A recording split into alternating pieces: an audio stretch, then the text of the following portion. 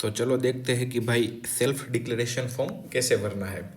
Self declaration form तुमने जो entry slip download की है ना, उस एंट्री स्लिप के साथ अटैच रहता है सेल्फ डिक्लेरेशन फॉर्म।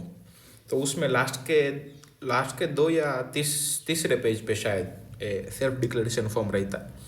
तो सेल्फ डिक्लेरेशन फॉर्म पहले बता दूँ कैसे दिखता है।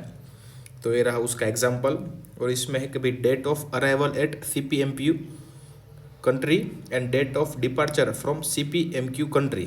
CPMQ कंट्री मीन्स तुम जिस कंट्री में MBBS किए हो वो कंट्री। एग्जाम्पल कि भाई मैं रशिया में MBBS किया हूँ तो CPMQ कंट्री मेरे लिए रशिया हो गई। तो रशिया में आने की डेट और रशिया से जाने की डेट वो दोनों मेंशन करनी है, और उसका कैलकुलेशन करके उसका मंथ लिखना है, और इस दरमियान कौन सा वीज़ा एक्टिव था वो डिटेल्स देखनी है। देखो भाई फ्रॉम नीचे मैंने टच किया है, वो एग्जाम्पल भी किया है।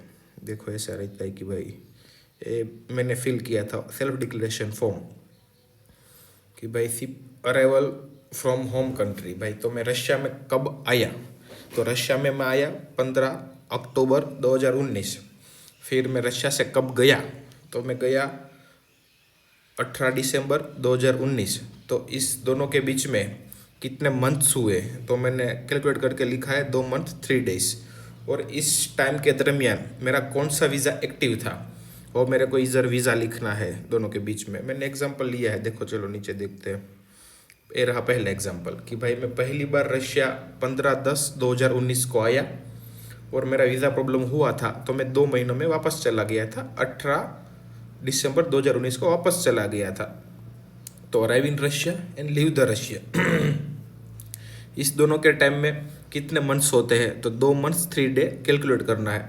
और कैलकुलेट करने के लिए चैट GPT यूज़ करना है, एकदम परफेक्ट आएगा। सो खुद से मत गिनना कि भाई कितना हुआ, वो नहीं।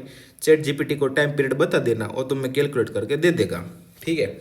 और इस दोनों के बीच में मेरा कौन सा वीज़ा एक्टिव था, तो रशिया में क्या होता है कि पहला जो वीज़ा मिलता है ना वो 3 महीने का होता है। तो मेरा वीज़ा कैसे रहा कि अक्टूबर 2019 से दिसंबर 2019 तक का वीज़ा एक्टिव था। तो मेरे को बीच में ऐसा वीज़ा लिखना है कि कौन सा वीज़ा एक्टिव था वो वाला।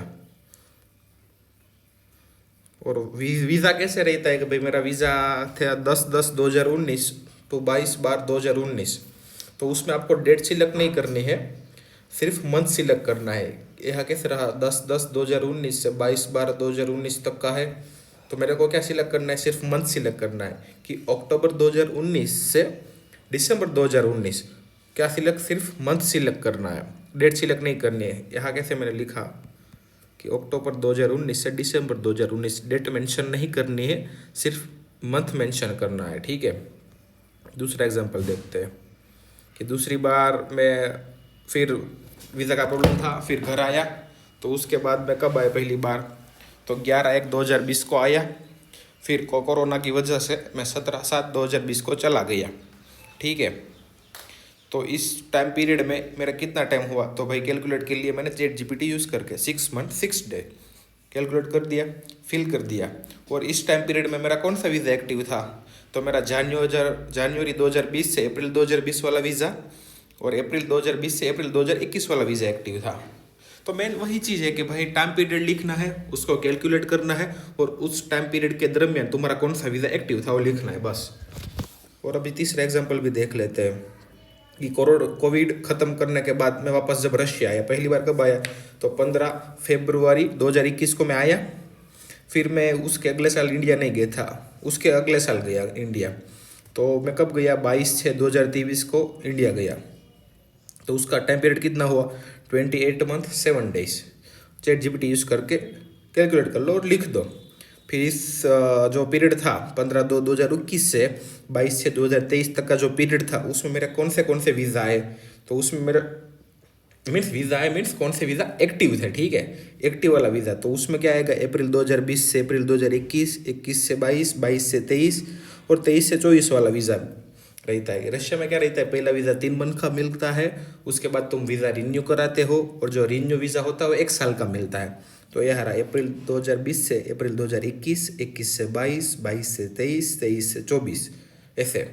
तो उस टाइम पीरियड के जो हिस्सा है उसमें आपका कौन सा वीज़ा एक्टिव था वो वाला लिखना है, ठीक है। ऐसा नहीं कि जो एक्सपायर हो गया वो भी लिख लिया, एक्सपायर हो गया वो नहीं लिखना है, उस टाइम के दरमियान जो एक्टिव वीज़ा है वही लिखना है, ये गलती मत करना। इसलिए मैंने एग्जांपल भी दी है। पहले भाई आप टाइम पीरियड लिखो, फिर उसके बाद जो मंथ्स है वो कैलकुलेट करो, चैट जीपीटी यूज़ कर लो, ठीक है, एग्जैक्ट आएगा।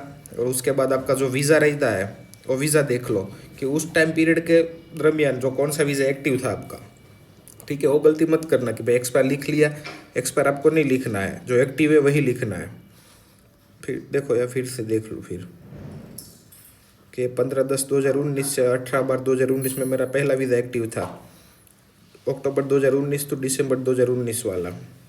उसके बाद दूसरा पीरियड आता है 11/1/2020 से 17/7/2020 वाला। तो उसमें मेरा कौन सा वीज़ा था, तो जनवरी 2020 से अप्रैल 2020 वाला, और अप्रैल 2020 से अप्रैल 2021 वाला, दो वीज़ा आता है दूसरे में, ठीक है।